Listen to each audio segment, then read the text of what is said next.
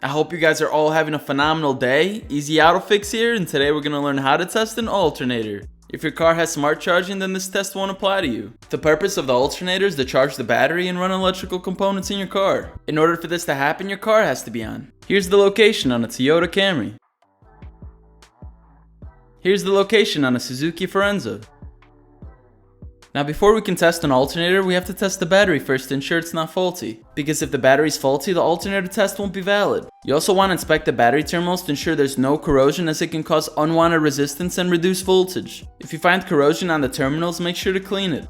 The first step of testing the battery is to set your multimeter to 20 volts in the DC section. Now connect the red lead to the positive side of the battery and the black lead to the negative side of the battery. The voltage reading should be around 12.6 volts. It's okay if the reading is a bit higher or lower than that. If it measures 10 volts, it could mean that one of the cells inside the battery is damaged and the battery needs to be replaced. Next step is to test the cold cranking amps on the battery. You want to leave the leads connected and have someone turn on the car. The battery voltage should not drop below 10 volts while cranking. If it does, your battery could be going out. Once you verify the battery is good, make sure there's no corrosion or loose connections that are part of the charging system. For example, the battery terminals and connections at the alternator, as these can prevent the system from working properly. In addition, make sure to check the alternator fuse isn't blown. Most people overlook this. Now we can start testing the alternator. With the car on, rev the RPMs to 2000 and look at the voltage reading. On most cars, it should be between 13.5 and 15 volts, but if you want to make sure, it's best to look into your vehicle's repair manual. If you don't have one, I'll leave an excellent repair manual in the description below.